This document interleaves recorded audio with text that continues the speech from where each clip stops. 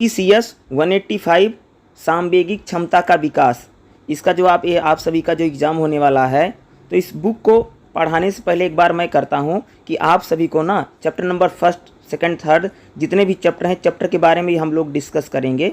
हर एक चैप्टर को जितने चैप्टर हैं उसमें कितना इंपॉर्टेंट क्वेश्चन है, क्वेश्चन को भी हम लोग डिस्कस करेंगे। बट हम लोग क्वेश्चन डिस्कस करने से पहले इसमें जो क्वेश्चन पेपर पूछे गए हैं, ठीक है, एग्ज़ाम में किस हिसाब से क्वेश्चन पेपर आए हैं, क्योंकि मैं थोड़ा सा आपको क्वेश्चन पेपर भी दिखा देता हूँ 2-3 साल के, ताकि उसी टाइप से हम क्वेश्चन पेपर के अकॉर्डिंग ही हम क्या कर सकें, चीज़ों को जैसे चैप्टर नंबर 1 क्या है, संवेग का संप्रत्यय, ठीक है। इसमें सबसे पहले मैं आपको क्वेश्चन पेपर दिखा देता हूं ताकि इस पूरी बुक को समझ सके कि इसमें क्वेश्चन किस हिसाब से एग्जाम में पूछे जाते हैं, ठीक है। देखिएगा ये क्वेश्चन पेपर है BPCS, एक मिनट, एक गलत आ गया है, BPCS 180 पेपर है, BPCS 185, ये दिसंबर 2022 का क्वेश्चन पेपर है, ठीक है। यहाँ पर देखिएगा क्वेश्चन क्या है, कोड है BPCS 185 सामवेगिक क्षमता का विकास। 50 नंबर का पेपर होगा, 2 घंटे का पेपर होगा, ठीक है। 8 क्वेश्चन आएंगे सॉरी, जिसमें से आप हमें 5 क्वेश्चन करना है। 10-10 नंबर के क्वेश्चन आएंगे। देखिए सबसे पहले ये क्वेश्चन क्या, देखो, संवेगों के घटकों के प्रकार की व्याख्या कीजिए, 10 नंबर का है। उसी प्रकार से फिर है सामवेगिक बुद्धि संप्रत्यय की व्याख्या कीजिए। सामवेगिक बुद्धि बताओ, यानी संवेग के घटक, सामवेगिक बुद्धि हो गया, 2 क्वेश्चन। तीसरा क्वेश्चन अगर आप देखेंगे क्या, मुखरता की अर्थ बताओ। मुखरता यानी जो आदमी हम बहुत ज़्यादा मुखर, बहुत ज़्यादा एक प्रकार से एग्रेसिव होकर के जो होती ना, उसको बोलते हैं। चौथा क्वेश्चन, आत्मसिद्धि विकास क्या होता है, क्वेश्चन नंबर 4 में जो पूछा गया है। क्वेश्चन नंबर 5 जो थे, सामवेगिक क्षमता को परिभाषित कीजिए, इसके महत्व को इंगित कैसे किया जाता, 10 नंबर का क्वेश्चन है। छठा क्वेश्चन देखोगे, सामवेगिक क्षमता विकसित करने के लिए अंतर व्यक्तित्व पहलुओं को संवेदित रणनीतियों पर चर्चा कीजिए, 10 नंबर का है। 7वां क्वेश्चन देखोगे, स्वयं के संवेगों को प्रतिबंधित करने में आत्मनियंत्रण की भूमिका कैसी होती है, 10 नंबर का क्वेश्चन है। 8वें क्वेश्चन में अगर आप देखोगे क्या है, निम्नलिखित पर संक्षिप्त लेख लिखिए, स्वयं में सामवेगिक जागरूकता आत्ममान के लिए रणनीति क्या होती है। तो ये अभी जो लेटेस्ट एग्जाम हुआ था उसका क्वेश्चन पेपर है। क्वेश्चन पेपर देखिएगा, एक BPCS 185 का, ये जून 2022 का क्वेश्चन पेपर है। और जून 2022 में कैसे क्वेश्चन पूछे गए देखिएगा यहाँ पर। पहला क्वेश्चन क्या पूछा था, संवेग के संप्रत्यय की व्याख्या कीजिए, संवेग से भावनाएं तथा मनोस्थिति का अंतर स्पष्ट कीजिए।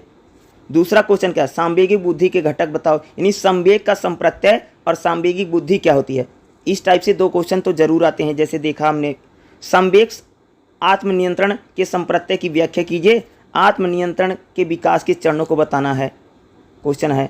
आत्मसम्मान को परिभाषित कीजिए, आत्मसम्मान के विकास की रणनीति क्या होती है, एक क्वेश्चन है। 5वां क्वेश्चन देखोगे, संवेग के सक्षमता के अर्थ का वर्णन कीजिए, सामवेगिक क्षमता को बेहतर बनाने में ज्ञानात्मक पुनर्सृजना तथा समायोजी रणनीति के योगदान की व्याख्या कीजिए, 10 नंबर का क्वेश्चन है। छठा क्वेश्चन देखिएगा क्या, संवेग को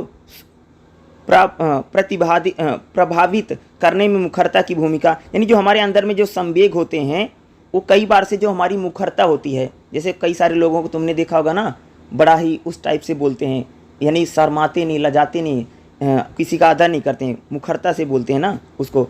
आत्मसिद्धि के अर्थ, आत्मसिद्धि बड़ी इंपॉर्टेंट, बार बार पूछा जा रहा है क्वेश्चन।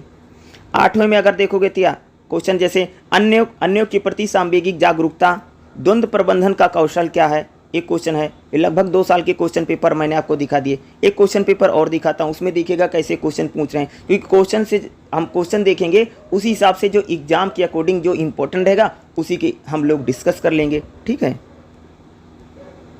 देखिए एक क्वेश्चन पेपर और मैं आपको दिखा रहा हूँ, BPCS 185 दिसंबर 2021 का क्वेश्चन पेपर है। यहाँ पर अगर आप देखेंगे BPCS 185 में क्या है, सामवेगिक क्षमता का विकास, 50 नंबर, 2 घंटे का पेपर रहने वाला है, ठीक है। क्वेश्चन क्या है, देखो, संवेगों के स्वरूप और विशेषताओं का वर्णन कीजिए, संवेगों के घटक और प्रकार बताओ, ये क्वेश्चन पूछ रखा है। सामवेगिक क्षमताएं क्या हैं, ये इंपॉर्टेंट है। गैलमैन द्वारा इस सामवेगिक मॉडल क्या है। आत्मनियंत्रण को परिभाषित कीजिए, बहुत इंपॉर्टेंट, बार बार आत्मनियंत्रण पूछा जा रहा है, इसके महत्व बताओ, इसकी व्याख्या करो। आत्मसिद्धि को परिभाषित कीजिए, आत्मसिद्धि बड़ा इंपॉर्टेंट, बार बार पूछा जा रहा है।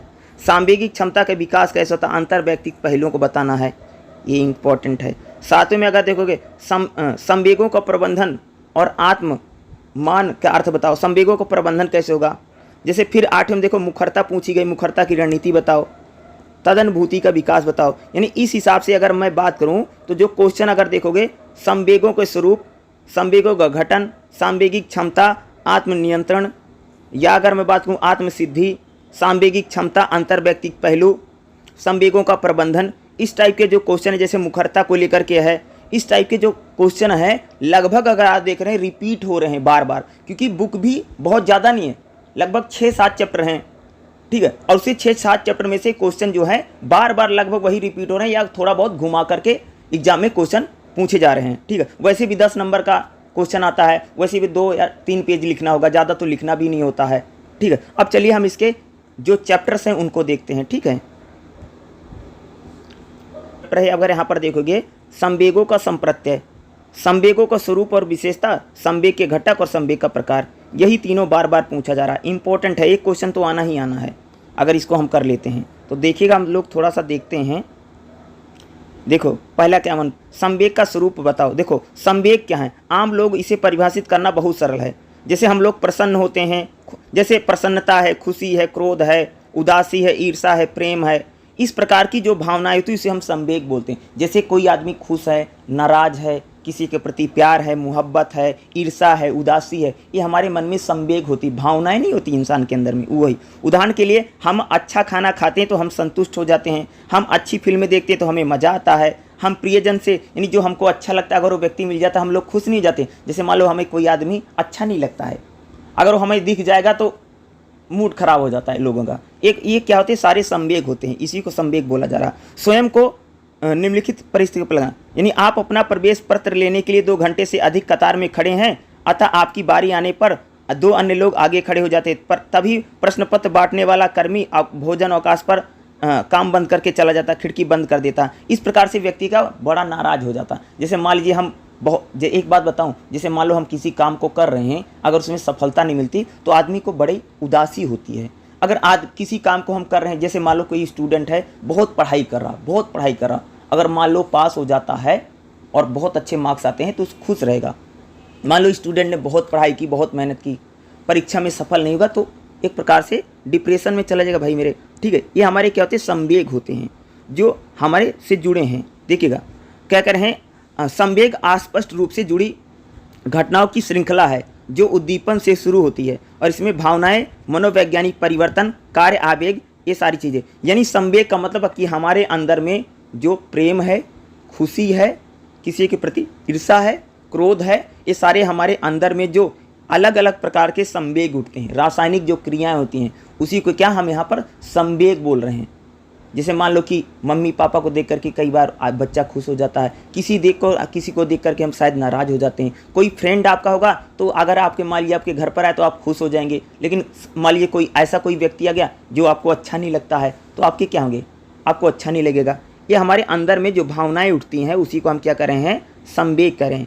और संवेगिक जो भावनाएं होती शारीरिक उत्तेजना भी प्रदर्शित करती है। जैसे ऐसी प्रतिक्रिया हमारे शरीर में बाहरी चेतना, जैसे हृदय गति, रक्तचाप, पसीना, हार्मोन छोड़ना आदि शामिल होती हैं, ठीक है। संवेग जो उठते हैं, कई बार जैसे कोई व्यक्ति हमें दिख गया है, वो हमें अच्छा नहीं लगता तो क्या होगा, हमारा ब्लड प्रेशर बढ़ जाएगा, हमारा रक्तचाप। या मान लो अगर कोई व्यक्ति ऐसा मिल गया है जिसको देख करके हम बड़े खुश होते हैं तो हमारा जो मन रहेगा वो बड़ा पॉजिटिव हो जाता। ये सारी यानी जो प्रसन्नता है, खुशी है, ऐसी चीज़ों को करने से, या कई बार कोई ऐसा काम है जो इसे करने में हमें खूब मजा आता तो हम लोग उसको बड़ा खुश होकर करेंगे। लेकिन मान लो किसी काम में हमें हमारा मन नहीं लगता है तो हम लोग, अगर कोई व्यक्ति हमें वो काम करने को बताएगा तो हम उससे हटेंगे, बिल्कुल करने का हमारा मन ही नहीं करेगा, ठीक है। आगे हम लोग देखते हैं जो है संवेगों के प्रकार।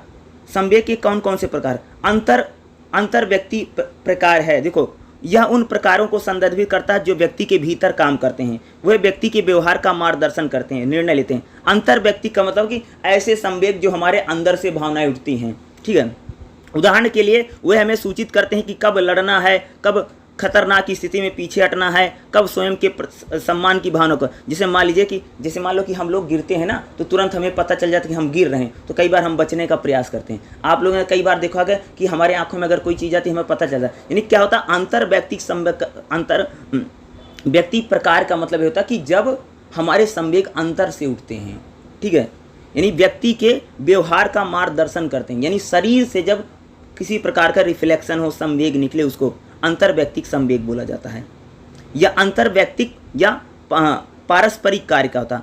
संवेगों द्वारा ये प्रकार एकाधिक व्यक्तियों के बीच संपर्क करता है। संवेगों को व्यक्त करने के लिए अन्य कार्य अन्यों के लिए सूचना संकेत रूप में करता है। कोई व्यक्ति उनके बारे में या उनसे संबंधित कैसा महसूस करता है या किसी की मंशा क्या होती है, इस प्रकार की आवश्यकता हो सकती है। सामान्य तौर पर सकारात्मक मुखरता, जैसे मान लो कोई व्यक्ति हमारे बारे में क्या सोचता है, फलाने लोग क्या सोचते हैं, इस प्रकार के भी हमारे मन में संवेग उठते हैं ना। जैसे मान लो तुम हो तो हर आदमी सोचता है कि फलाना आदमी हमारे बारे में क्या सोचता है, क्या विचार करता है, मेरे माँ बाप मेरे बारे में क्या सोचते हैं, या मेरे घर वाले मेरे बारे में क्या सोचते हैं। ठीक है, अगर किसी की भाई शादी हो गई तो उसका पति उसके बारे में क्या सोचता है। ये क्या होते हैं, अंतर्व्यक्तिक यानी पारस्परिक कार्य को संवेग है। सामाजिक और सांस्कृतिक प्रकार क्या होता है कि इस आयाम का संबंध इस बात से कि समाज और संस्कृति के निर्माण और रखरखाव में संवेगों का आदान प्रदान। विश्वास जैसे संवेग अक्सर सामाजिक गोंद के रूप में कार्य करते हैं जो समूह के साथ रखता है। एकत्र समूह आगे चलकर के समाज कार्य कर लेता है, लेकिन अपनी विशिष्ट संस्कृति विकसित करता है। सामाजिक नियमावली सांवेगिक अभिव्यक्तियों के लिए विशिष्ट करती है। यानी ये जो सामाजिक और सांस्कृतिक संवेग होता है, ये जब हम किसी सभ्यता संस्कृति उसको लेकर के जो हमारे मन में संवेग उठते हैं, ठीक है, समाज के लेकर के या सोसाइटी को लेकर के जो हमारे अंदर में एक प्रकार की जो फीलिंग होती है, संवेग होता है, उसको बताया जा रहा है। एक 2-3 प्रकार के संवेग हैं। संवेगों का कौन कौन सा घटक है, संवेगों के घटक की बात करेंगे। एक तो पहला भावनात्मक है, इसे सचेतन व्यक्तिपरक भावना के रूप में जाना जाता है। व्यक्ति अपने अंतर मन की निगरानी करता है स्थिति, यानी भावनात्मक यानी जो भावना भावना के रूप में, जैसे प्रेम है, मोहब्बत है, मैंने बोला खुशी, इसके रूप में एक क्या होता है, भावनात्मक संवेग होता। ज्ञानात्मक संवेग, इस संवेग का वर्णन अथवा निर्देशन शामिल है। इस तरह भावना के बारे में सचेत वास्तविक भावना बेहद अलग है। व्यक्ति कुछ भी घटित होने के पीछे कारणों को समझने का प्रयास करता है। जैसे ज्ञानात्मक संवेग का मतलब होता है कि अगर कोई घटना घट गई, अगर हमारे साथ कोई अनहोनी घट गई, तो ज्ञानात्मक संवेग का मतलब होता है कि हम उसके क्यों हो गया, कारण क्या, रीजन क्या, उसको हम बड़ा जानने का प्रयास करते हैं। यानी हम यहाँ पर प्यार मोहब्बत और यानी उसको नहीं, बल्कि हम यहाँ पर ज्ञान संवेग, ज्ञानात्मक संवेग ये बताता है कि कोई भी अगर काम है उसके पीछे कोई कारण रहा होगा, तो हम कारण को खोजने का प्रयास करते हैं। शारीरिक क्रियात्मक क्या होता है, देखिए शारीरिक क्रियाएं जैसे हथेलियों पर घबराहट, पसीना आना। शारीरिक संवेग क्या होता है, जैसे मान लो कई बार जैसे ना कि हम लोग ना किसी चीज़ को देख डर जाते हैं, घबरा जाते हैं कई बार, इस प्रकार का भी संवेग होता है। जैसे मान लो किसी आदमी ने भैया अचानक सांप देख लिया, घबरा जाएगा, डर जाएगा। अचानक जैसे किसी के ऊपर छिपकली गिर गई, घबरा जाएगा, डर जाएगा, होता है ना घरों में। ये क्या होता है, हथेली पीढ़ी पर जाना या घबराहट हो जाना, पसीना पसीना हो जाना, ये भी एक प्रकार क्या होता, शारीरिक क्रियात्मक संवेग होता है। अभिप्रेरक संवेग क्या होता है, किसी क्रिया या व्यक्ति के समीप या उससे दूर जाना, इस घटक के क्रियात्मक कार्रवाई के रूप में संदिग्ध भी करता है। जैसे मान लो हम कोई व्यक्ति के हम दूर चले जाते हैं तो हमें कई बार बड़ा दुख होता है। जैसे मान लो हम कहीं पर गए हैं, हमें वहाँ पे कुछ लोग अच्छे लगे, जब उनको छोड़ करके जाएंगे ना तो हमें छोड़ने का मन नहीं करे, अभिप्रेरक संवेग होता है। इस प्रकार के जो संवेग होते हैं, कई प्रकार से जो कि दूर जाने, समीप जाना, दूर जाने पे जो भावनाएं उठती हैं। अरे जैसे मान लो कि आपके घर में अगर कोई आदमी आया, रिश्तेदार आया है, कुछ दिन के जैसे वो जब जाएगा ना तो आपको बड़ा सूना सूना सा लगेगा, आपको मन नहीं करेगा ये चला जाए। इस प्रकार के जो संवेग हैं, समीप जाना यानी दूर या समीप जाने पर जो संवेग उठता है, जैसे कोई अगर अपना घर छोड़ करके जाता है या घर में कोई आया है वो जाता है, इस प्रकार के जो संवेग उठते हैं अभिप्रेरक संवेग होता है। यही ज़्यादातर अभिव्यंजक क्या होता है, चेहरे की जैसे भावना, जैसे मुस्कुराना, रोना, चढ़ना, शारीरिक गुस्सा, ठीक है, गुस्से में फूलदान फेंक देना, इस प्रकार का क्या है, अभिव्यंजक प्रेरक है। यानी इस प्रकार का जो संवेग होता सीधा शरीर पर दिखाएगा। यानी इस प्रकार जैसे गुस्सा चढ़ गई तो आकर के भाई घर की चीज़ों को तोड़ दिया। रोना, जैसे अगर जैसे बहुत दुख हुआ तो ऐसा संवेग है भाई, आज बहुत लोग कंट्रोल कर ले रहे हैं। अभिव्यंजक संवेग ऐसा कि कंट्रोल नहीं होता है, आदमी रोएगा, चिल्लाएगा, ठीक है, या शरीर में कोई न कोई रिफ्लेक्शन होगा। शरीर देखो, कोई अगर बहुत गुस्से में होता शरीर लाल पड़ जाता है, दूर से पता चल जाएगा कि गुस्से में है। बहुत सारे लोग गुस्से में हथेलियाँ पीसते हैं, दांत पीसते हैं, दांतों को दबाते हैं। ये क्या है, एक प्रकार का जब संवेग गुस्सा चढ़े, ये भी एक प्रकार का क्या संवेग ही होता है, अभिव्यंजक संवेग है। ठीक है, चैप्टर नंबर फर्स्ट में यही रहेगा। ठीक है, संवेग के कौन कौन से प्रकार हैं। ठीक है, प्रकार भी एक बार देख लें, लेकिन प्रकार उतना ज़्यादा पूछा नहीं गया है। खास तौर से हम दूसरे चैप्टर में चलते हैं जो थोड़ा सा इम्पोर्टेंट है। संवेग जो होता कई चीज़ों पर डिपेंड करता है, जैसे व्यवहार पर और चिंतन पर संवेग ज़्यादा से ज़्यादा क्या करता है, डिपेंड करता है, उसी आधार पे संवेग जो होते हैं। ठीक है, दूसरा चैप्टर की अगर हम लोग बात करें, जो चैप्टर नंबर 2 है उस पर चलते हैं। ठीक है, उससे भी क्वेश्चन, सांवेगिक बुद्धि, संप्रत्यय, ऐतिहासिक विकास और घटक। देखो सांवेगिक बुद्धि की परिभाषा, सांवेगिक बुद्धि क्या है क्या नहीं। सांवेगिक बुद्धि जो पूछा गया है, ईआई और आईक्यू और ईआई को लेकर के जो सांवेगिक बुद्धि के लाभ क्या हैं, इसको थोड़ा सा हम लोग देखते हैं। सांवेगिक बुद्धि, अश्विन बहुत ही तेज और तकनीकी रूप से मेधावी शोध करता है। उसने कई विश्व स्तरीय शोध प्रकाशित हो चुके हैं। अपनी अनुसंधान और विकास टीम का सबसे अग्रणी है। फिर भी उसने उत्कृष्ट व्यक्तिगत प्रदर्शन के बावजूद टीम में दूसरों के साथ काम करना उसके लिए सदैव चुनौतीपूर्ण है। उसने सबसे आगे रह करके काम करना आसान लगता है, क्योंकि वह अपने साथियों के आसपास रहने होने से अजीब महसूस करता है। कोई व्यक्ति सार्थक वार्तालाप ना तो शुरू कर पाता है, ना ही उसे आगे बढ़ा पाता है। उसकी बातचीत से अक्सर कोई ऊब जाता है तो समझ पाना मुश्किल हो जाता। हाल ही में उसके 2 सहयोगी उससे तब अलग हो गए जब उसने अपने काम को औसत दर्जे का बताया। हालांकि उसका इरादा उनके काम की सच्ची प्रतिक्रिया प्रदान करना था। उन साथियों ने तब उसके साथ बात नहीं की। अश्विन स्वयं भी अक्सर इस बात को लेकर के उलझा रहता है कि उन्हें इतनी चिढ़ क्यों होती है। सामूहिक चर्चा में वह चिढ़ जाता है, अधीरता क्यों महसूस करता है। इन चर्चाओं के उभार को बात की गई। यानी इसमें हम लोग बात कर रहे हैं कि कोई व्यक्ति है भाई बहुत बुद्धिमान है, बहुत इंटेलिजेंट है, लेकिन वो ग्रुप में वर्क नहीं कर पाता है, वो चर्चा नहीं कर पाता है, वो डिबेट नहीं कर पाता है। जैसे मान लो कोई व्यक्ति पढ़ने में बहुत तेज है, लेकिन डिबेट को लेकर के कॉम्पिटिटिव एग्जाम में उतना नहीं अच्छा कर पा रहा, प्रेशर नहीं फील कर पाता है। ठीक है, इसी बात को सांवेगिक बुद्धि में 2 संप्रत्यय, एक संवेग और बुद्धि विभाजित करता है। यदि किसी से सामान्य शब्दों में संवेगों के बारे में पूछा जाए तो पहली प्रतिक्रिया से संवेगों के प्रति उसका दृष्टिकोण होगा प्रतिबंधक होना होना। संवेगों में आमतौर पर कमजोरी, उदासीनता या समुचित निर्णय होता है। देखो संवेग को लेकर के हमारे मन में जो भावनाएं होती, सांवेगिक बुद्धि, जिसे बोला ना भाई, एक हमने अश्विन की बात की तो अश्विन तो भाई बहुत मेधावी लड़का है, बहुत पढ़ा लिखा लड़का है, लेकिन ग्रुप स्टडी में या कह सकते कि बातचीत करने में उतना ज़्यादा वो रिलैक्स नहीं फील करता है। वैसे तो बुद्धिमान तो बहुत है। ठीक है, अगर हम बात करें, देखिएगा उसी को लेकर के यहाँ पर क्या की गई है, बात की जा रही है। सांवेगिक बुद्धि की परिभाषा, सांवेगिक बुद्धि ईआई सांवेगिक और सामाजिक कौशल का ऐसा समूह है जो उस तौर तरीकों को प्रभावित करता है जिसे हम स्वयं महसूस और समझते हैं। सामाजिक संबंध विकसित बराबर रखते हैं, चुनौतियों का सामना करते हैं, प्रभावी और सार्थक तरीके से सांवेगिक जानकारी। देखो इसकी सबसे लोकप्रिय परिभाषा सांवेगिक बुद्धि स्वयं या अन्य के संवेगों को पहचानना और अच्छी तरह से प्रबंधित करने की क्षमता। जैसे मान लो सांवेगिक बुद्धि का मतलब होता है कि जब हम स्वयं को जानते हैं और दूसरे को जानते हैं और हम अपने संवेगों को क्या कर सकते हैं, कंट्रोल कर सकते हैं। जैसे किसी में बहुत सारा गुस्सा है तो गुस्से में भैया बिखर नहीं जाना, बल्कि अपने गुस्से को कंट्रोल करना है। प्यार मोहब्बत है तो उसके भी कंट्रोल करके रखना है। यानी सांवेगिक बुद्धि का मतलब होता है कि जब हम अपने स्वयं को भी जानते हैं और दूसरे को जानते हैं और अपने संवेगों को जब हम क्या कर सकते हैं, कंट्रोल कर सकते हैं। ठीक है, समझ रहे हो। जैसे गुस्सा आ गया है, गुस्से में ये नहीं कर देना अपना हाथ काट लो, अपनी नस काट लो। ठीक है, इसका मतलब क्या कि आपके अंदर जो संवेग है आप कंट्रोल नहीं कर पा रहे हैं। संवेग तो आ रहा है लेकिन आपकी बुद्धि कंट्रोल नहीं, फेल कर जा रही है। देखा नहीं होगा, बहुत सारा ब्रेकअप हो जाता, लड़का लोग जा करके नस काट लेता है, मर जाता है। कई बार देखा कि बहुत सारे लोग फेल हो जाते हैं परीक्षाओं में, फांसी लगा लेते हैं।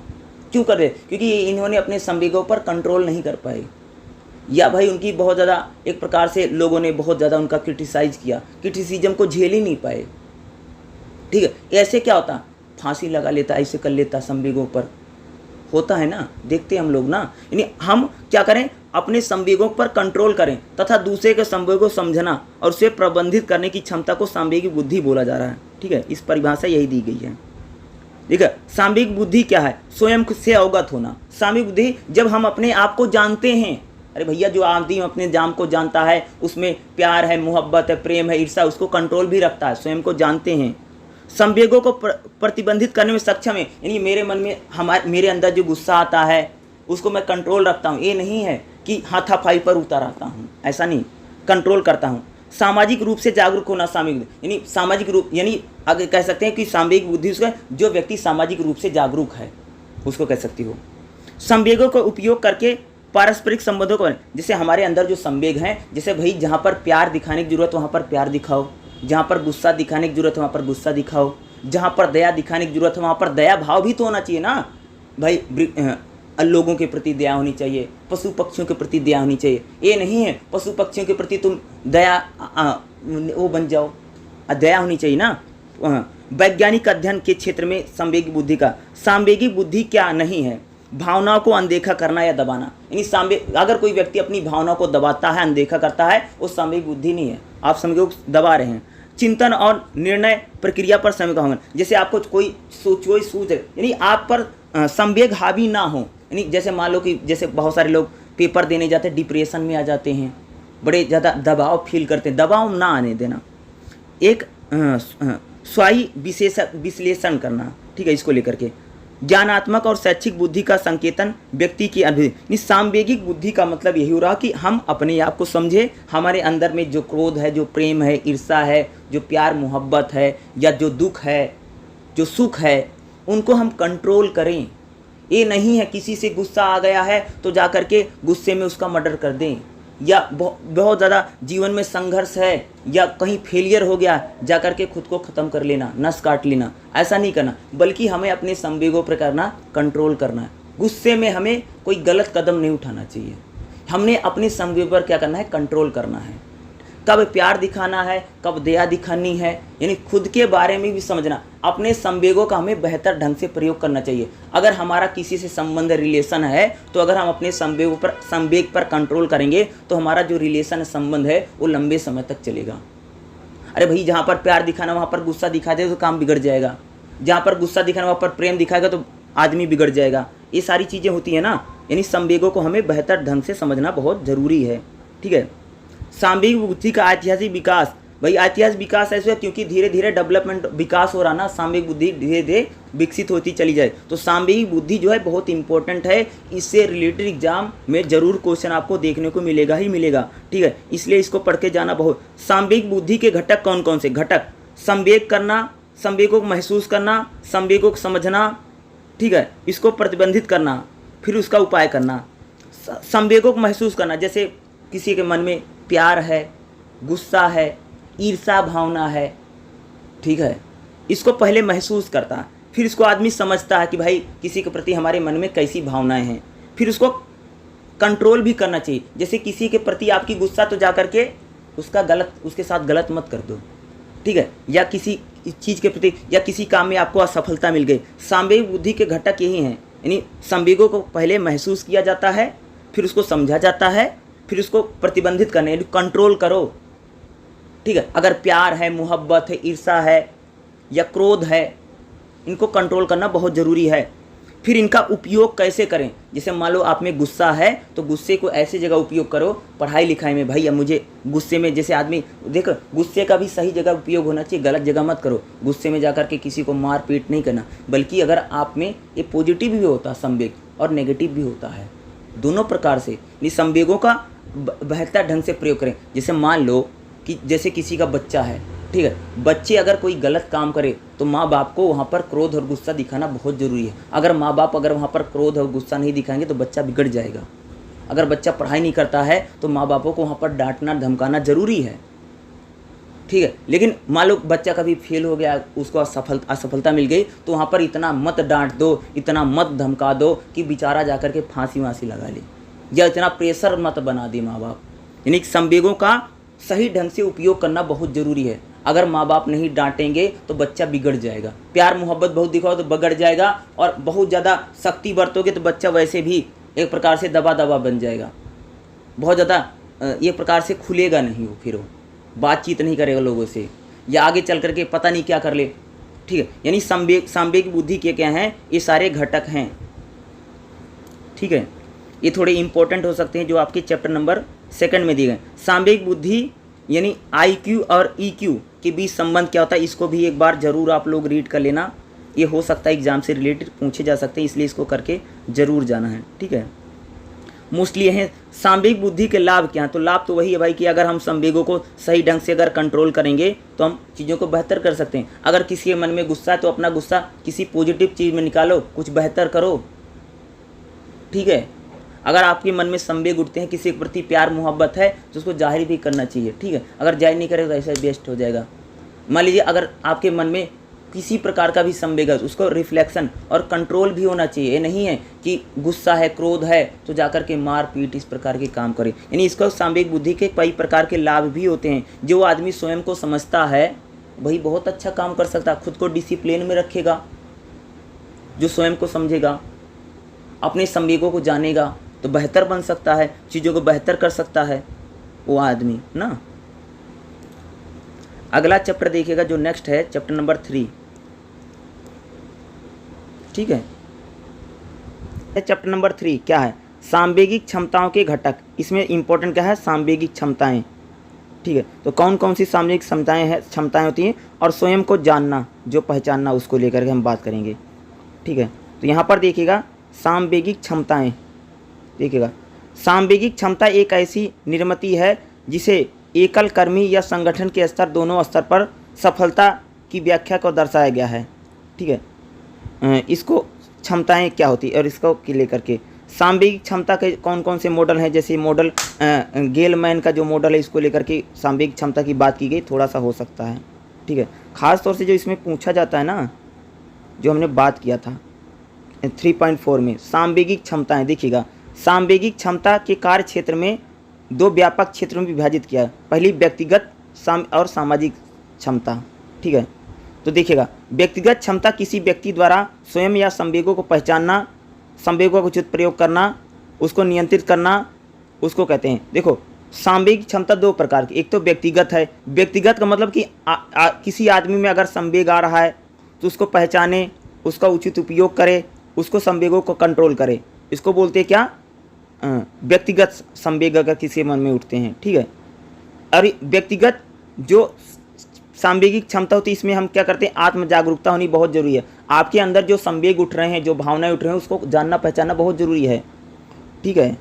या उसको प्रेरणा, आत्म विनिमय, इस प्रकार की चीज़ों बहुत इंपॉर्टेंट है, ठीक है। जैसे हम बात करें आत्म जागरूकता, क्या देखिएगा सांवेगिक क्षमता के संदर्भ में आत्म जागरूकता का तात्पर्य है व्यक्ति विविध संवेगों को एक साथ अनुभव करने की संभावना सहित स्थिति के प्रति जागरूक होना चाहिए। जैसे मान लो किसी के व्यक्ति में प्रेम है, गुस्सा है, ईर्ष्या है, क्रोध है, इन चीज़ों को पहचाने, जागरूक होना। अरे पहचान ही नहीं पता है, गुस्सा आती है, गुस्से को समझ नहीं पा रहा कि क्रोधित है, गुस्सा है, दुख है, सुख है, ये जानना बहुत जरूरी है। यानी आत्म जागरूकता होना। अधिक परिपक्व स्तरों पर सांवेगिक आत्म जागरूकता का अर्थ है कि यह स्वीकार करना कि अचेतन गतिशीलता या चयन अपेक्षा के चलते व्यक्ति शायद सचेतन रूप में अपनी भावनाओं के प्रति जागरूक नहीं हो, ठीक है। आत्म जागरूकता वह बुनियादी क्षमता है जो अन्य क्षमताओं के विकास के लिए मूल रूप से काम करती है। आत्म जागरूकता के 3 घटक हैं।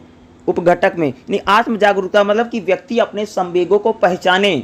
अगर किसी के अंदर में प्रेम है, मोहब्बत है, या गुस्सा है, ईर्ष्या है, क्रोध है, इसको सबसे पहले आत्म जागरूकता बताती है कि हम अपने संवेगों के प्रति जागरूक हो। पहचान होना बहुत जरूरी है, पहचानना चाहिए। यानी आत्म जागरूकता यानी जब हम स्वयं को जाने, स्वयं में क्रोध आ रहा है, मान लो भाई किसी चीज़ को देख लिया तो क्रोध को समझें कि हमें गुस्सा क्यों आ रहा है, रीजन क्या है, कारण क्या है।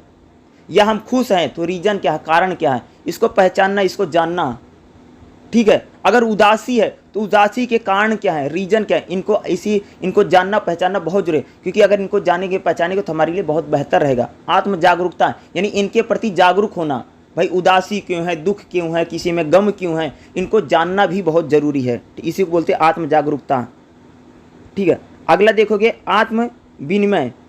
आत्म विनिमय का तात्पर्य होता है व्यक्ति द्वारा अपने संवेगों अनुभवों को प्रतिबंधित करना, नियंत्रण करने के साथ साथ इनकी व्यक्ति को में सक्षम बनाना, ताकि व्यक्ति कार्य क्षमता को बरकरार रख कर दे। जैसे मान लो कि आप में संवेग आ गया, जैसे मान लो तुम नौकरी करती हो, तुम्हें गुस्सा आ गया, तुम 3-4 दिन नौकरी में नहीं गई तो क्या हो गया, या आप आत्म विनिमय नहीं कर पाई ना।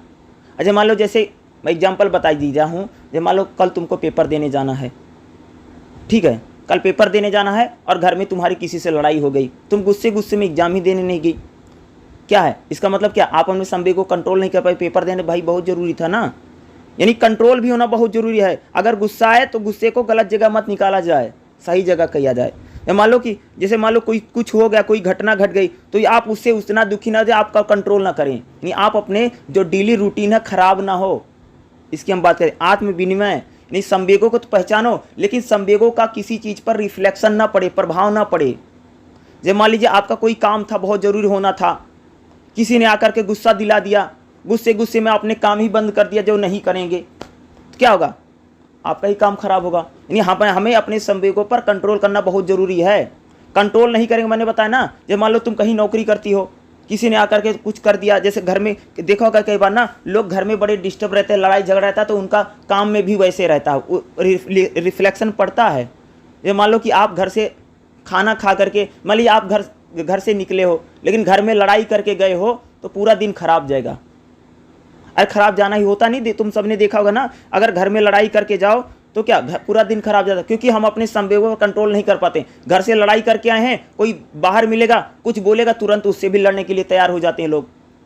अरे भाई जब घर में लड़ाई करके आओ तो जो घर में बात है उसको कंट्रोल करना चाहिए ना, आदमी कंट्रोल ही नहीं कर पा रहा है।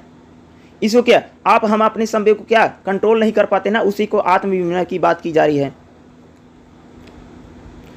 स्वयं प्रेरणा, स्वयं प्रेरणा क्या था? सांवेगिक क्षमता के संदर्भ में स्व प्रेरणा का अर्थ है स्वयं को प्रेरित रखना, संवेगों के अनुभव और अभिव्यक्ति के प्रभावी ढंग से प्रबंधन हो। स्व प्रेरणा का मतलब कि हमारे मन में जो संवेग उठते हैं उनके प्रति स्वयं को प्रेरित रखें, ठीक है। अगर हमारे मन में खुशी है तो खुशी से प्रेरित होकर के क्या करें, उसका सही ढंग से प्रयोग करें।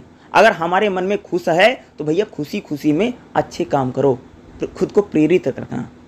स्व प्रेरणा यानी आपके अंदर जो संवेग उठ रहे हैं, जैसे मान लो आपने खूब पढ़ाई कर रखी है, आपको बहुत अच्छा लग रहा है कि पेपर बहुत अच्छा जाएगा, तो आप क्या करें, स्वयं को प्रेरित हैं, ठीक है। स्व प्रेरणा संवेग के लिए बहुत इंपॉर्टेंट है, इससे आपको सफलता मिल सकती है। अगर किसी का दिन बहुत अच्छा है, या मान लीजिए किसी को ऐसे लगता है कि सुबह उठेंगे फलाने को देख लेंगे तो हमारा दिन बहुत अच्छा जाएगा, ऐसे भी होता है। स्व प्रेरणा का मतलब कि जब हमारे मन में इस प्रकार की प्रेरणा उठेगी कि फलाना काम करेंगे, हम शायद हमारे लिए बहुत अच्छा हो सकता है। डिसीजन हम जब लें, स्व प्रेरणा यानी अंदर की जो भावना, इसको दे करके लेना चाहिए। जैसे मान लो आपको कोई काम करना है तो लोग दूसरे से पूछे, फलाने से पूछ रहे हैं, अरे आप अपने अंदर से पूछे ना, आप उसको करना चाहते हैं कि नहीं करना चाहते हैं, आपके मन के क्या विचार हैं। स्व प्रेरणा अगर किसी चीज़ में रहेगी तो काम में सफलता मिलने की क्या रहेगी, संभावनाएं ज़्यादा रहेंगी। सांवेगिक क्षमता के विकास तो यही है कि आप खुद को समझ लें, आपकी अंतरात्मा क्या चाहती है। अभी स्व प्रेरणा तो वही है ना कि आपकी अंतरात्मा को समझ लिया। जैसे बहुत सारे लोगों को क्या करना है, डिसीजन लेना तो माँ बाप ले रहे हैं, दोस्त रिश्तेदार ले रहे हैं, फलाना जो कर रहा वही कर ले रहे हैं, खुद को समझ नहीं रहे कि उसका मन क्या है, वो क्या करना चाहता नहीं। यानी स्व प्रेरणा उनमें बिल्कुल ही नहीं है, यानी अपने कौशल को या अपने स्किल को नहीं पहचान रहे हैं, उनके अंदर क्या है क्या नहीं है उसको पहचानेंगे तभी तो होगा स्व प्रेरणा। यानी अपने संवेगों के प्रति जागरूक होना, स्व प्रेरणा, ताकि अगर जागरूक रहेंगे तो अच्छा रहेगा ना। यही है सामाजिक जागरूकता।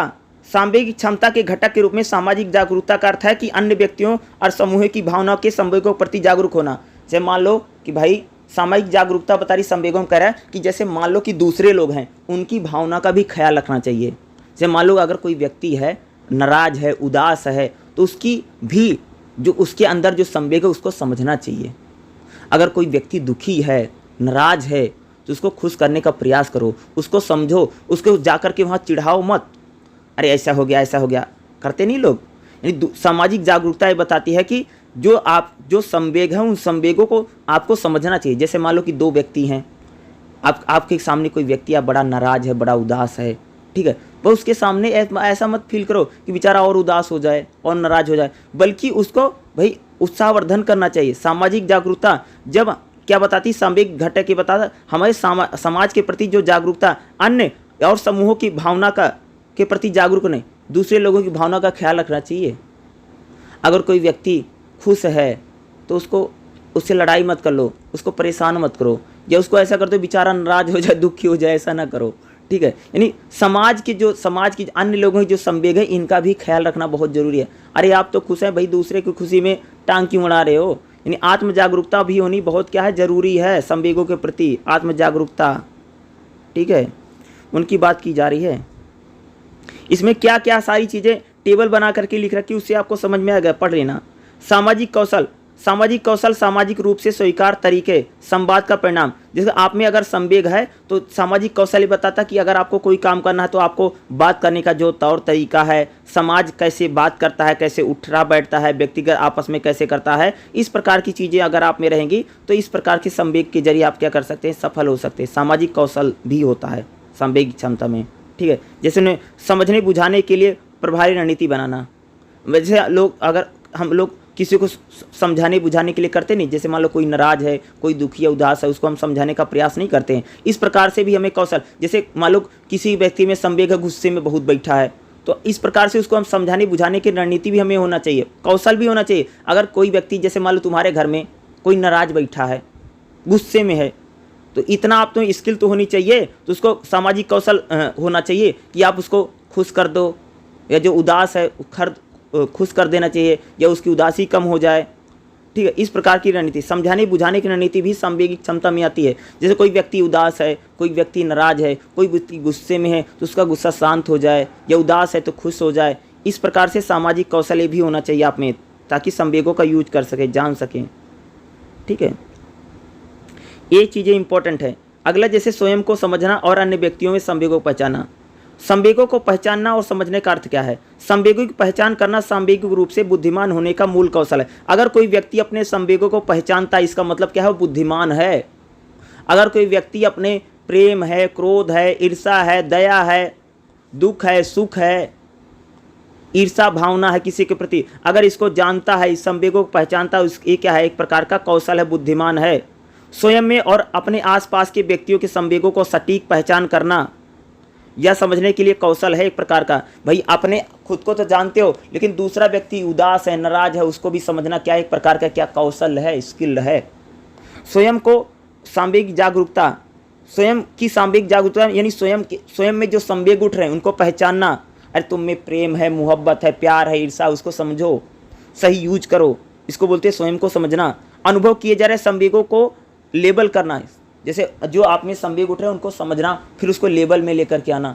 अरे नहीं गुस्सा ही बढ़ गया, गुस्सा वो लोगों में, बहुत लोगों में देखो गुस्सा ही भरा रहता है, यानी गुस्सा बढ़ गया है, ओवरफ्लो कर रहा है, कुछ भी थोड़ा सा हो गया गुस्से में बोलते हैं। वो देखा नहीं हुआ, बहुत सारे लोग गुस्से में घूमते रहते हैं। बहुत सारे लोग देखा होगा कुछ भी बोलते बड़े प्यार से बात करते हैं, देखा होगा ऐसे इंसान भी कई बार मिल जाते होंगे आप लोगों को, लेकिन कम ही मिलते हैं। ठीक है, यानी लेबल करना बहुत ज़रूरी है। ये नहीं कि कोई चीज़ फ्लो मार रही है, यानी गुस्सा बहुत ज़्यादा है या क्रोध बहुत ज़्यादा, किसी लोगों ने देखा गुस्सा बहुत करते हैं, क्रोध बहुत करते हैं। ठीक है, यानी लेबल करना चाहिए। यानी जैसे हर व्यक्ति के अंदर में प्रेम भी है, गुस्सा भी है, क्रोध भी है, उदासी भी है, सारी चीज़ें होती हैं, लेकिन इनको एक लेबल में रखना बहुत ज़रूरी है। ये नहीं अगर किसी के व्यक्ति के संवेग में उदासी ज़्यादा बढ़ जाएगी तो क्या व्यक्ति हमेशा उदास बैठा रहेगा ना, तो लेबल होनी चाहिए भाई, बराबर होना चाहिए। अनुभव किए जा रहे संवेगों का व्यक्त करना, यानी जो संवेग उठ रहे हैं उनको व्यक्त भी करना चाहिए, यानी उसको जाहिर भी करना चाहिए। ये नहीं अंदर दबाए मन में बैठे रहो। इसी को बोलते हैं संवेगों को पहचानना, यानी स्वयं को संवेगों के प्रति जागरूक होना, उसी को यहाँ पर बताया जा रहा है। यानी आपकी क्या भावनाएं हैं, या भावनाएं मुझे किस चीज़ से बात करती हैं, या भी भावनाएं क्यों हो रही हैं, इन चीज़ों को जानना बहुत जरूरी है।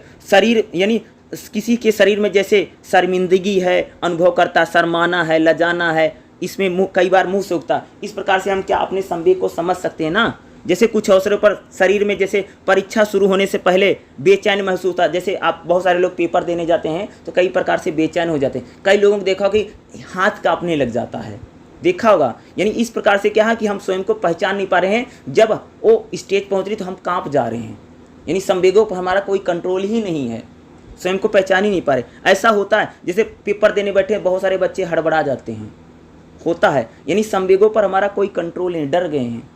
इस प्रकार से संवेगों को शारीरिक, जैसे कई प्रकार की मुद्राएं हैं, जैसे आवाज़ में स्वरमान, या कई बार जैसे धीमा तेज बोलना, इस प्रकार से होता है ना। जैसे हम लोग कई बार जैसे डर या सहमे तो बड़े धीमा बोलते हैं, कई बार तेज बोलते हैं, ये भी एक प्रकार से संवेग ही होता है। इन चीज़ों को समझना बहुत ज़रूरी है। ठीक है, अन्य संवेगों के प्रति जागरूकता, ये तो वैसे ज़्यादा नहीं था, बट स्वयं को समझना और ये जो मैंने बताया है अलग अलग जो संवेग की जो चीज़ें हैं, ये थोड़ा इम्पोर्टेंट है, आ सकता है क्वेश्चन में, एग्जाम में पूछा जा सकता है। ठीक है, इसको करके ज़रूर जाइएगा और ये पढ़ करके ज़रूर जाना है। ठीक है, चैप्टर नंबर 3 तो हो गया। चैप्टर नंबर 4 क्या है?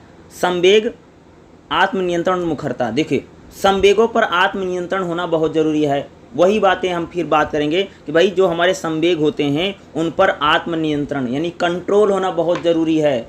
अगर किसी के मन में क्रोध है तो क्रोध को कंट्रोल होना, वह फिल्म में सुना नहीं, ये गुस्से को पालना सीखो ना, सुना है ना फिल्म का डायलॉग। तो गुस्से को लोगों को पालना बहुत ज़रूरी है। अगर आप में गुस्सा बहुत ज़्यादा भराएगा तो आपके बनते हुए काम बेकार हो जाएंगे। तो संवेगों में क्या है? संवेगों में आत्मनियंत्रण, कंट्रोल होना भाई बहुत ज़रूरी है। अगर हम संवेगों को कंट्रोल करते हैं तो हम क्या नई नई चुनौती को फेस कर सकते हैं, रणनीति बना सकते हैं। तो संवेगों में आत्मनियंत्रण ये बताता है कि अगर हमारे मन में क्रोध है, ईर्ष्या है, प्रेम है, दुदासी है, उदास हैं किसी के प्रति लेकर के, इन चीज़ों को हमें क्या कंट्रोल भी होना बहुत ज़रूरी है। हमारे मन में जो संवेग उठते हैं इनको कंट्रोल, नियंत्रण करना, नियंत्रण मीन्स कंट्रोल करना। मान लो जैसे आप में गुस्सा है तो गुस्सा हमेशा नहीं होना चाहिए। अगर हमेशा गुस्सा भरा रहेगा तो आपका बनता हुआ काम खराब हो जाएगा। ठीक है, जैसे मान लो आप कहीं पर गई हैं, आप किसी ने कुछ बोल दिया, आप गुस्से में आ गई तो बनता हुआ काम बिगड़ जाएगा। ठीक है, हमेशा जो व्यक्ति गुस्से में रहता है, जैसे थोड़ा सा कुछ हुआ तो तुरंत गुस्सा दिखाएगा, तो बनता हुआ काम कई बार खराब हो जाता है। यानी हमारे अपने संवेगों पर कंट्रोल होना बहुत जरूरी है। आत्मनियंत्रण, किसी व्यक्ति के अंदर में किसी प्रकार के संवेग उठते हैं। ठीक है, जैसे मान लो कि आत्मनियंत्रण, जैसे मान लो कि एग्जाम्पल बताऊं, जैसे मान लो भाई किसी का बच्चा है, पेपर दिया, फेल हो गया, तो माँ बाप को इतना प्रेशर ना, इतना बच्चे को मत डांटो, इतना मत धमकाओ, इतना मत मारो कि भाई बच्चा कोई गलत काम कर ले, घर छोड़ करके भाग जाए, ये कोई गलत काम नहीं। माँ बाप भी वो भी तो कंट्रोल करें। तो संवेगों पर कंट्रोल, गुस्से पर भी कंट्रोल होना बहुत ज़रूरी है। ठीक है, उसी प्रकार से ईर्ष्या है, उदासी है, इतना भी उदासी डिप्रेशन, इतना भी उदास न हो कि डिप्रेशन में चले जाओ। ठीक है, अस्पताल पहुंच जाओ, इतना भी उदास ना रहें, इतना भी संवेग आप पर हावी न हो जाएं कि आपको शारीरिक रूप से परेशान करें, मानसिक रूप से परेशान करें। ठीक है, यानी संवेगों पर कंट्रोल होना बहुत ज़रूरी है। अगर हमारा कंट्रोल नहीं होगा तो हमें शारीरिक रूप से, ठीक है, बौद्धिक रूप से और सामाजिक रूप से हमें समस्या हो सकती है। क्रोध अगर ज़्यादा है, गुस्सा अगर ज़्यादा है, ईर्ष्या, किसी के प्रति ईर्ष्या इतनी भी नहीं होनी चाहिए।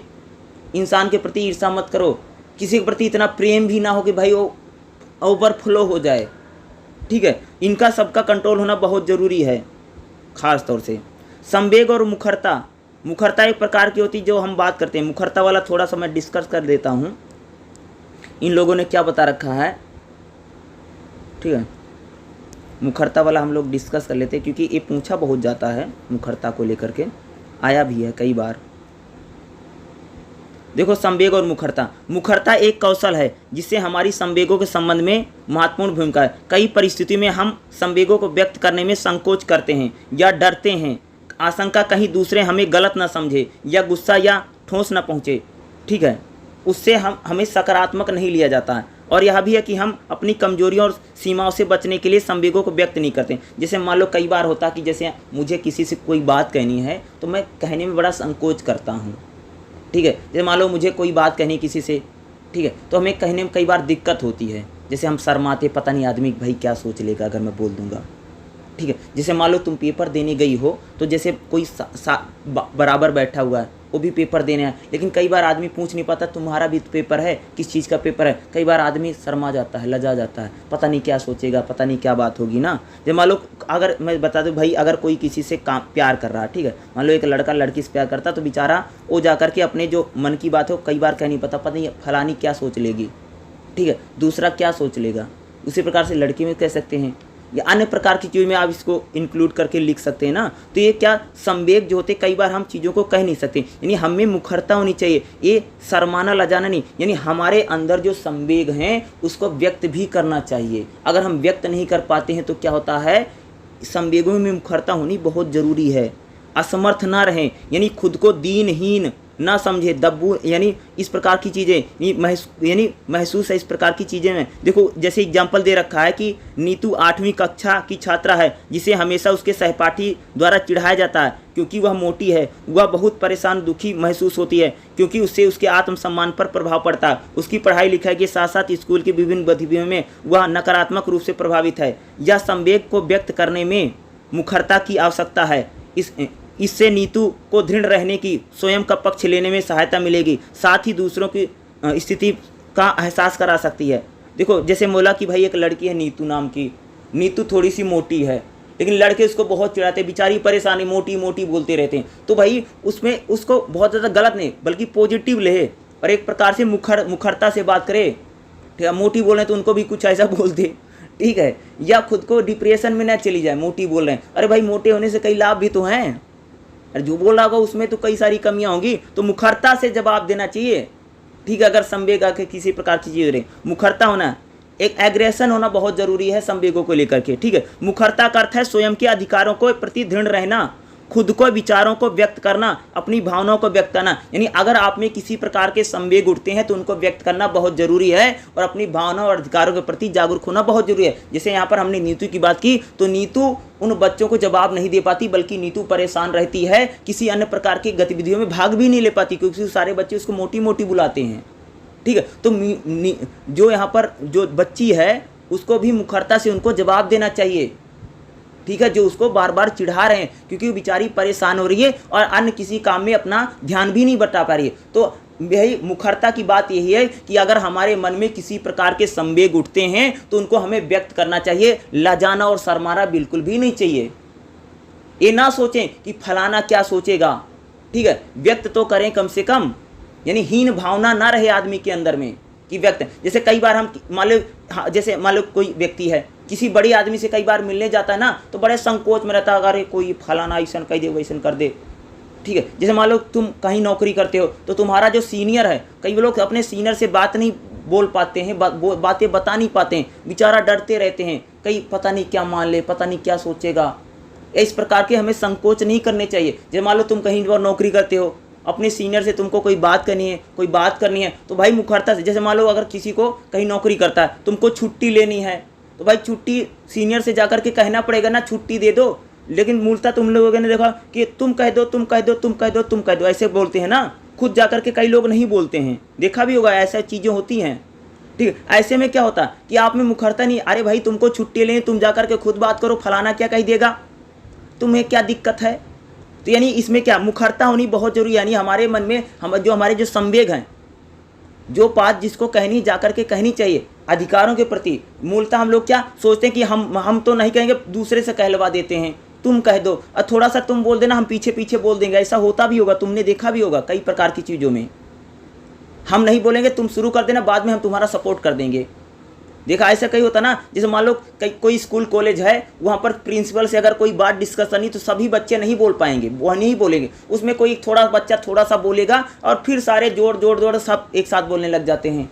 इस प्रकार क्या मुखरता उनमें नहीं है ना, किसी एक बच्चे में थोड़ी सी मुखरता थी, बाद में लोगों ने थोड़ा कह सकते कि साहस जुटा करके बोलना शुरू किया। यानी हमारे मन में जो वेग उठते हैं, संवेग उठते हैं, जो भावनाएं उठती हैं, उनको व्यक्त करना बहुत जरूरी है और उनको व्यक्त करना यानी एग्रेशन होना चाहिए अधिकारों के प्रति और अपनी भावनाओं को व्यक्त किया जाना चाहिए। ठीक है, हड़बड़ाना नहीं चाहिए। ठीक है, बिना संकोच के हमें चीज़ों को बोलना और बताना चाहिए और अपने चीज़ों को, संवेगों को व्यक्त करना चाहिए। ठीक है, ठीक है। चैप्टर नंबर 5 क्या है? संवेग, आत्मसम्मान और आत्मसिद्धि दोनों आते हैं एग्जाम में। ठीक है, यहाँ पर आत्मसम्मान और आत्मसिद्धि हमें दोनों पढ़ना पड़ेगा। ठीक है, क्योंकि दोनों में से कोई एक नहीं कह सकता है। देखिएगा, आत्मसम्मान, सेल्फ रिस्पेक्ट जिसे हम बोलते हैं, देखिएगा सरल शब्दों में सम्मान और मान को संदर्भित करता है। ठीक है, आपको अपने प्रति जब खुद को एक पूरे रूप में देखते हैं, बोलिए, आपको अपने प्रति खुद पर एक दूसरे के रूप में देखते हैं, जब हम पूर्ण रूप से कहते हैं, ठीक है, जब हम पूर्ण रूप से कहते हैं तो इनमें न केवल आपके पास सकारात्मक पहलू होते हैं, जबकि शक्ति, क्षमता और कौशल, परंतु नकारात्मक पहलू जैसी सीमाएं, कमजोरियां आदि भी शामिल होती हैं। ठीक है, यह तो अपने आप को समग्रता में देखना होगा, जो आपके लिए स्वयं का सम्मान करे, न केवल अपने आप को सकारात्मक पहलुओं का गुणगान करे बल्कि नकारात्मक पक्षों को भी स्वीकार करे। आत्ममान का मतलब होता है कि आपके जो पॉजिटिव पॉइंट हैं और आपके जो नेगेटिव पॉइंट हैं दोनों को एक्सेप्ट करना चाहिए, ठीक है। ये नहीं पॉजिटिव देख ले नेगेटिव को कर दे, ठीक है। दोनों को बातों की बात की जा रही है, ठीक है। सकारात्मकता अभिव्यक्ति कहते हैं जिनमें व्यक्तियों की सीमाएं नकारात्मक बिंदु को स्वीकार करना और उनमें सुधार करने का प्रयास करते हैं। जैसे साथ ही साथ श्रेष्ठता घमंड अनुभव किए जाने के साथ साथ सकारात्मक बिंदु को जानना चाहिए। जैसे आत्मसम्मान में क्या है, जैसे सकारात्मक व्यक्ति योग्य होने की बाधक होती है, ठीक है। इस प्रकार की बातें की जो मोस्टली इंपॉर्टेंट जो क्वेश्चन है इसमें जो पूछा जाता है उसकी हम बात करते हैं।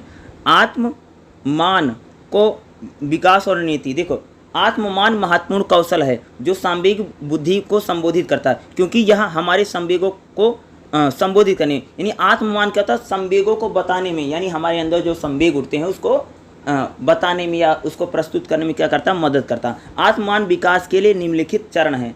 विकास की अवधि में उपयुक्त अधिगम अनुभव। आत्ममान एक घटना है जब बच्चा जन्म लेता है तो वह मुझे स्वयं की समझ में विकसित करना आरंभ कर देता है, अपने विषय के विचार भावनाएं बनाने लगता है। इस क्रिया में माता पिता के व्यवहार, घर की पाठशाला या वातावरण और पड़ोस के अनुभव बच्चे में सार्थक रूप से प्रभावित करते हैं। यह स्वयं के प्रति सकारात्मक नकारात्मक, देखो कहता कि जब किसी बच्चे का जन्म होता है माँ बाप कैसे हैं, घर पड़ोस कैसे है, आसपास का मोहल्ला कैसा है, ये चीज़ें क्या करती है, बच्चे पर सकारात्मक और नकारात्मक दोनों प्रभाव करती हैं। विकास के चरण के दौरान अधिगम के चुनाव बच्चे में सर्वांगीण विकास, शारीरिक, सामाजिक, संवेगात्मक, नैतिक और आध्यात्मिक पहलुओं को प्रभावित करता। माता पिता को ऐसी परवरिश शैली का पालन करने की आवश्यकता है जो बच्चे का पालन पोषण करते हैं, सही से विकास में मदद करें। बच्चे ज़्यादातर पाठशाला और घरों में इन दोनों जगह पर अपना समय व्यतीत करते हैं, इसलिए उनको सुनना, स्वीकार करना, देखभाल करना की आवश्यकता है। नहीं कह रहे हैं कि आत्ममान क्या होता कि बच्चों की जो देखभाल है अच्छे तरीके से करनी चाहिए ताकि वह स्वयं को ज़्यादा से ज़्यादा समझ सकें, उनको एक अच्छा इन्वायरमेंट, आत्ममान उसे बोलते हैं कि जब किसी बच्चे का जन्म हो तो उसको क्या हुए, एक प्रकार से अच्छा सा अगर देखोगे इन्वायरमेंट मिलना बहुत ज़्यादा ज़रूरी है, ठीक है।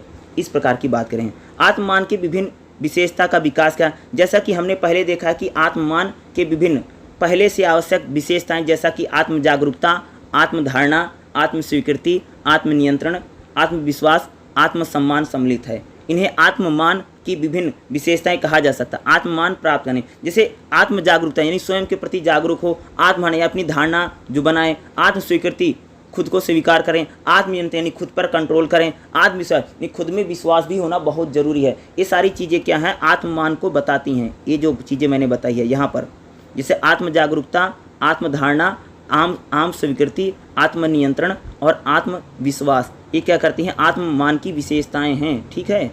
इनको लेकर के बातें की गई हैं। उसी प्रकार से अगला जो इसमें बात की गई है, आत्मसिद्धि का अर्थ और महत्व बताओ। देखिएगा, हम सभी प्रसिद्ध वैज्ञानिक थॉमस अल्वा एडिसन की कहानी जानते हैं, जिनका प्रयोग के लिए उत्साह और जोश के एक महान वैज्ञानिक बना दिया। यह उनके अंदर की स्थिति, इच्छा और क्षमता को पूरा करने के लिए निरंतर इच्छा को बताता है। ऐसे ही पार्श्व गायिका लता मंगेशकर भी शुरुआती बाधाओं को बावजूद गायन के प्रति अपना लगाव, दृढ़ निश्चय और उत्सुकता को किया। आत्मसिद्धि का मतलब होता कि जब हमें किसी काम को करना है, हमें वही करना, हमें वही अच्छा लगता है, चाहे कितने भी रुकावटें आ जाएं, लेकिन हम उसको करते ही करते हैं। जैसे यहाँ पर एडिसन की बात की जा रही है कि भाई जो थॉमस एडिसन है जिसने बल्ब बनाया है, उनको कई प्रकार की बाधाएं आई, लेकिन लास्ट में उन्होंने अपना काम किया, अपना रिसर्च किया और बहुत बड़े वैज्ञानिक मिले। उसी प्रकार से जो लता मंगेशकर हैं, कई प्रकार की समस्याओं का सामना किया, लेकिन उनको गाना अच्छा बहुत लगता था उन्होंने, क्योंकि उनको आत्मविश्वास था खुद पर और उनके अंदर से ऐसी फीलिंग थी कि अगर मैं गाना गाऊंगा सफलता पाऊंगा। तो उन्होंने सभी समस्याओं को पीछे छोड़ करके और अपने काम पर आगे बढ़ी और उनको क्या प्रसिद्धि और सिद्धि मिली, ठीक है, प्रसिद्ध हुई। इसी प्रकार से देखेंगे, देखिएगा, ये सभी आत्मसिद्धि या कह सकते हैं कि क्षमता की विशेषता की ओर इंगित करता है। या यहाँ हम आत्मसिद्धि का अर्थ सांवेगिक बुद्धि में इसकी भूमिका जो जीवन की सफलता के लिए कैसे महसूस, आत्मसिद्धि विकास की रणनीति की चर्चा करेंगे। प्रत्येक व्यक्ति अपनी क्षमता, शक्ति, प्रतिभा और आंतरिक इच्छाएं होती हैं। व्यक्ति इसकी सफलता खुशी को समझने में, हासिल करने में अपनी पूरी क्षमता के साथ आंतरिक आत्ममान को अनुभव करता है। देखो कह रहे हैं कि आत्मसिद्धि का मतलब है कि किसी भी चीज़ को लेकर के हमारा जो डेडिकेशन है, जैसे मान लो कि अगर भाई किसी को पढ़ना बहुत अच्छा लगता है, किसी को खेलना बहुत अच्छा लगता है, किसी को गाना बहुत अच्छा लगता है, तो उसका जो डेडिकेशन है उस चीज़ के प्रति अगर बहुत ज़्यादा है तो उसको, अगर उस चीज़ को काम को करेगा तो उसको सफलता 100% मिलेगी ही मिलेगी। चाहे कितनी ही समस्या जाए, देर से सही क्यों नहीं, लेकिन एक ना एक दिन सफलता जरूर मिलेगी। अगर आप में अंदर में ऐसा कोई संवेग है, अगर आप में मन में बार बार ये फीलिंग है कि भाई मुझे यही काम करना, मुझे ज़िंदगी में यही करना है, मैं इसी से सफलता प्राप्त करूँगा, तो तुम कह सकती इसको आत्मसिद्धि बोली जाती है। यानी हमने पूरी तरीके से भैया डिसाइड कर लिया कि मुझे जीवन में यही करना है। लेकिन कई बार लोग डिसाइड नहीं कर पाते हैं ना, मोस्टली तो यही था ना, फलाने से पूछ रहे, मन तो वही करता, लेकिन दूसरे से देखते हैं कि ऐसे कर लूँ ठीक होगा, ऐसा कर लूँ ठीक होगा, यानी लटकते रहते हैं। क्या करें? आत्मसिद्धि है कि जब हमने दृढ़ विश्वास कर लिया हमें यही करना है, ये हमें सफलता की ओर ले जाता। अगर इस प्रकार की आप में मन में संवेग है, अगर आप में दृढ़ शक्ति है, इच्छा शक्ति है, अगर इस प्रकार से भावनाएं रहती हैं, तो अगर हम उसी काम को करते हैं तो उसमें हमें क्या होती है? सफलता मिलती है। इसी को हम आत्मसिद्धि बोलते हैं। आत्मसिद्धि यानी हमने जो ठान लिया है अगर उस काम को करेंगे और तन मन धन से भाई तन मन लगा कर के काम करेंगे तो उसमें हमें सफलता जरूर मिलेगी। अगर हमारे अंदर से इस प्रकार से रिफ्लेक्शन आता है, इस प्रकार से हमारे मन में संवेग उठते हैं कि मुझे यही करना चाहिए, मैं इस काम को बेहतर कर सकती हूँ, ये काम मेरे लिए बना है, मैं इसमें लाइफ बना सकती हूँ, ये मुझे बहुत अच्छा लगता है, और उस काम को अगर आप करेंगे तो शायद दूसरे लोगों से शायद बहुत अच्छा करें। किसी के दबाव में, प्रेशर में आकर के अगर कोई व्यक्ति काम करता है, देखी दाखा में कोई काम करता है, किसी के देखने से भैया ऐसे किए थे तो सफल हो गए, फलाने ऐसा किया था वो बहुत सफल हो गए, ऐसे करने में काम नहीं। अगर आपको कोई काम अच्छा लगता है, बेहतर लगता है, अगर आप उस काम को करेंगे तो आपको उसमें सफलता अवश्य ही जरूर मिलेगी। इसी को हम क्या करें? आत्मसिद्धि। ठीक है, यानी आप अपनी क्षमताओं पर आपको विश्वास अगर है तो अगर इस प्रकार का रिफ्लेक्शन अगर आप में संवेग आता है, अगर उस काम को करेंगे तो आप लोगों को सफलता जो होगी जरूर मिलेगी। ठीक है। नंबर 6 क्या है? सांवेगिक क्षमता को बेहतर बनाने के लिए रणनीति। यानी हम अपने संवेगों को अच्छी तरीके से समझ सकें, उनको जान सकें। हमारे मन में जो संवेग उठते हैं, जैसे मैंने बोला प्यार है, क्रोध है, ठीक है, ईर्ष्या है, दुख है, सुख है, या उदासी है, ठीक है, इस प्रकार की अगर हमारे मन में संवेग है, इनको हम कैसे बेहतर से बेहतर समझ सकते हैं? तो पहला भाई, संवेग को अगर हमें बेहतर समझना तो EI हमें सीखनी चाहिए। ठीक है, इसको लेकर के। और सांवेगिक क्षमता को बेहतर बनाने में कौन कौन सी रणनीति है? तो सांवेगिक क्षमता को बेहतर बनाने के अंतर व्यक्तिक पहलू हैं। यानी अगर हम खुद का असेसमेंट करते हैं, इंटरनल असेसमेंट, अगर व्यक्ति स्वयं को पहचानता है, क्या करें हैं? Internal assessment. ठीक है, यानी हम लोग अपनी क्या करेंगे? खुद की अगर असेसमेंट करते हैं, यानी अगर खुद को पहचानते हैं तो क्या होगा? जो व्यक्ति स्वयं को पहचानने लग जाएगा वो अपनी क्षमताओं को बेहतर जान सकता भाई मेरे। यानी अगर हम नाराज़ क्यों हैं, हम गुस्सा क्यों हैं, हमें उदासी क्यों है, अगर इन कारणों को जान लिया जाएगा तो अब मैं कह सकता हूँ कि हम अपने संवेगों को ज़्यादा बेहतर तरीके से क्या कर सकते हैं? समझ सकते हैं। इसलिए अंतर व्यक्तिक पहलू है और दूसरा अंतर व्यक्तिकता का पहलू पारस्परिक संबंध है। ये दो ऐसे पहलू हैं जिसके जरिए हम सांवेगिक क्षमता को बेहतर बनाने की क्या है? रणनीतियाँ हैं। शायद एक बार और भी किसी में आया था, तो इसमें 6.4 जो है ये इम्पोर्टेंट हो सकता है। ठीक है, इसको करके आपको ज़रूर जाना। 6.4 में सांवेगिक क्षमताओं को बेहतर बनाने की रणनीतियाँ, इसको पढ़ लेना और अच्छे से। ठीक है, ये इम्पोर्टेंट हो सकता है। EI क्या सीखी जा सकती है, इसको भी एक बार रीड कर लेना आप लोग। ठीक है, ताकि आपको अच्छे से समझ में आ जाए। तो चैप्टर नंबर 6 में जो इम्पोर्टेंट था वो तो मैंने बता दिया।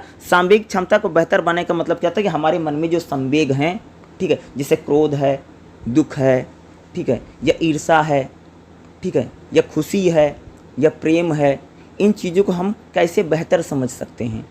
ठीक है, अगर हम स्वयं को जब बेहतर समझेंगे तो हम इन चीज़ों को भी बेहतर समझ पाएंगे। ठीक है, या हमें जो खुशी है या जो क्रोध है, अगर इसका कारण क्या है, अगर हम इसके कारणों पर ज़्यादा से ज़्यादा प्रकाश डालेंगे तो शायद हम इन चीज़ों को ज़्यादा से ज़्यादा क्या करेंगे? बेहतर समझ पाएंगे। इसलिए इसको सांवेगिक क्षमता को बेहतर समझने की क्या क्या रणनीति हैं? तो इसमें मोस्टली 2 ही रणनीति आती है जिसके जरिए हम क्या कर सकते हैं? बेहतर समझ सकते हैं। तो इसमें 6.4 जो है इसको आपको ज़रूर पढ़ कर के जाना है, और EI क्या है इसको करके जाना है। ठीक है, इसको कर लेना है। और इसमें अगर आप देखेंगे BPCS 185 में जो है, इसमें लगभग 6 चैप्टर थे। BPCS 185 में तो 6 चैप्टर हैं, लेकिन इसमें एक और बुक है, क्या है? BP CS 183 में देखोगे तो उसमें एक दो चैप्टर और हो गए हैं, शायद 8-9 चैप्टर हैं। लगभग दोनों बुकें सेम हैं, ठीक है। चाहे आपका BPCS 183 है, चाहे आपका BPCS 185 है, 6 चैप्टर तो बिल्कुल सेम है। क्वेश्चन भी लगभग वही उसी टाइप से पूछे जाते हैं, तो सिर्फ सब्जेक्ट कोड को अलग इन्होंने चेंज कर दिया, लेकिन बुकें लगभग सेम है। सिलेबस ज़्यादातर जो है वो सेम ही रखा गया। तो चाहे आपका BPCS 183 है, चाहे आपका BPCS 185 है जिसकी बुक चल रही है, तो आप दोनों को ही करेंगे तो कोई दिक्कत वाली बात नहीं है। जिसका भी BPCS 183 है वो स्टूडेंट भी इस वीडियो को देख सकता है, उनके लिए भी ये जो वीडियो रहेगी काफ़ी हेल्पफुल रहेगी, ठीक है। आप भी देख करके जाएंगे और जो जो चीज़ें मैंने बताई है उसको समझने का प्रयास कीजिएगा, और जो जो मैं पढ़ा रहा हूँ उनको आपको पढ़ करके ज़रूर जाना है। अगर आप इनको पढ़ करके जाते हैं तो शायद आपको एग्ज़ाम में अधिक से अधिक मार्क्स या नंबर मिल सकता। जैसे मैंने आपको पहले बताया कि 50 नंबर का एग्ज़ाम होगा और 8 क्वेश्चन आएंगे आपके, जिसमें से 5 ही क्वेश्चन लिखने हैं, तो इसमें आपको 50 नंबर का पेपर है और 2 घंटे का पेपर होगा, इसलिए लिखने का थोड़ा सा ध्यान रखिएगा और बेहतर तरीके से लिख करके आइएगा, ठीक है।